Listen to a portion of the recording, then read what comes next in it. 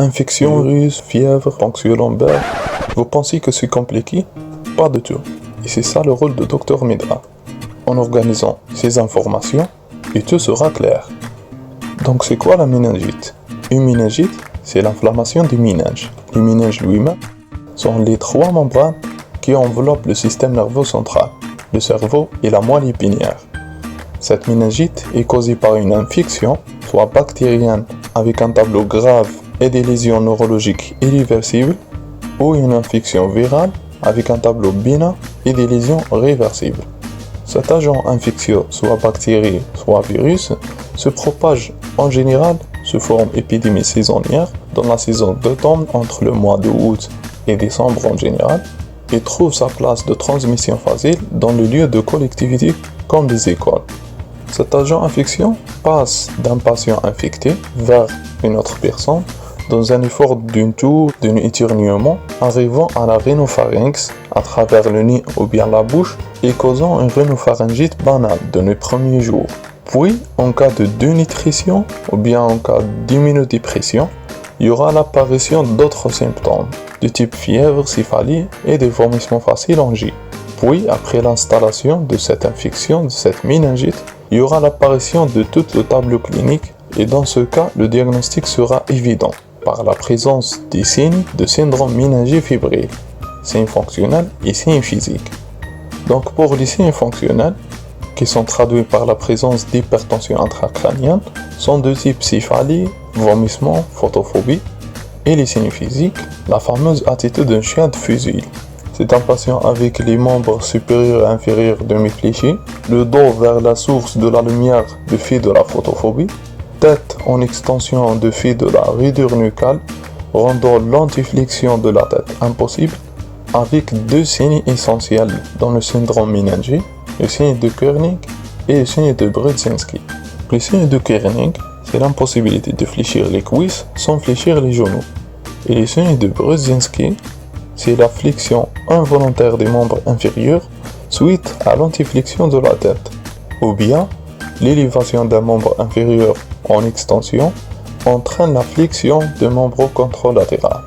Et devant ce syndrome méningé fébrile, on doit pratiquer la ponction lombaire. C'est quoi? C'est l'introduction d'une aiguille entre les vertèbres lombaires L3 et L4 ou bien L4 et L5 afin de prélever le liquide céphalorachidien pour l'étudier. Et ça est réalisé suivant certaines conditions. Par exemple, la ponction lombaire doit être pratiquée avant toute antibiothérapie. Au moins 3 tubes stériles pour analyse biochimique, microbiologique et cytologique avec réalisation d'une culture. Et enfin, l'acheminement rapide ou bien immédiat au laboratoire est essentiel.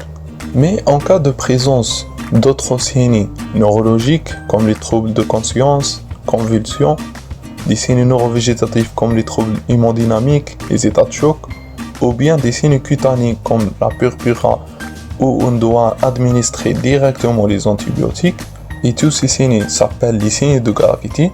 Dans ce cas, il faut demander une TDM cérébrale avant de faire la ponction lombaire pour éviter le risque d'engagement. Et dès qu'on a fait notre ponction lombaire, l'LCR prélevé est l'objet d'étude, observant l'aspect macroscopique, donc un liquide clair, trouble, purulent, hématique, etc. Puis certaines études sont réalisées.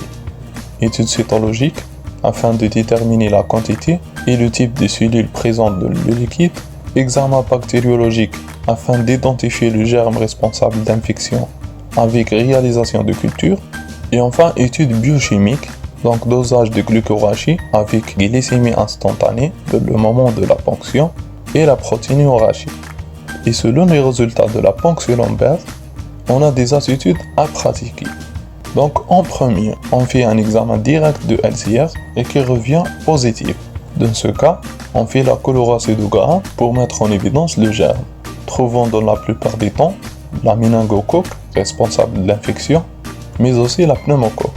Mais dans ce cadre, l'âge joue un rôle. Donc, dès l'âge d'un nourrisson, on trouve la méningocoque et la pneumocoque. Avec une petite particularité pour le nourrisson, on peut trouver l'Haemophilus influenza. Parlant de l'âge, même le nouveau-né est exposé au risque d'infection par Streptocoque B et Escherichia coli. L'Ibizien prend le rôle chez les patients opérés et enfin l'Listeria chez les sujets âgés. Mais enfin, la chose commune entre tous ces germes, ce sont des bactéries. Donc le traitement sera l'antibiotique. Dans une deuxième situation où l'examen direct de LCR est revenu négatif, dans ce cas on lance ou bien on réalise la culture. Donc après l'examen direct négatif pour les germes, mais positif pour les cellules immunitaires, donc on a 3 cas de figure. Le premier, cellularité normale inférieure à 10 éléments par millimètre, c'est le cas du méningisme, c'est la présence d'un syndrome méningé mais sans infection méningite bactérienne au début.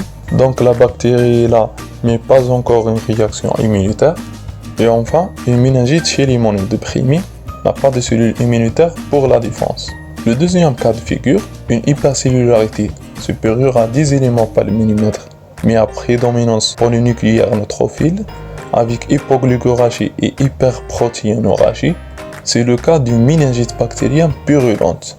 Et tant qu'elle est bactérienne, le traitement reste toujours l'antibiotique en urgence sans atteindre même les résultats de la culture. Donc c'est un traitement probabiliste selon l'âge, terrain et contexte, en attendant de l'adapter après le résultat de la culture et l'antibiogramme. Donc on commence par les céphalosporines de 3e génération et on ajoute de dexaméthasone corticoïde pour éviter les complications liées à l'existence d'inflammation dans le LCR. Le troisième cas de figure, hypercellularité à prédominance lymphocytaire cette fois, on a un paramètre qui est essentiel, la glycorragie. Et selon le résultat, hypoglycéragie, on a comme cause la tuberculose et la listériose, donc le traitement sera étiologique. L'autre cas, glycéragie normale, et donc c'est la place des infections virales, avec son bon pronostic. On a à la fin 2 cas particuliers, un examen direct de LCR négatif avec hypercellularité supérieure à 10 polynucléaire neutrophile, mais la culture est stérile. Dans ce cas, on a soit une méningite purulente aseptique, c'est l'exemple d'une méningite décapitée par antibiotique. Le patient prend un traitement antibiotique avant l'arrivée à l'hôpital ou bien avant la réalisation d'une ponction lombaire. Et le deuxième cas, un liquide hémorragique, et c'est le cas d'hémorragie méningique. Terminons enfin par un récapitulatif. Au début d'infection, il y aura une fièvre et quelques symptômes d'HIC, céphalie, vomissement.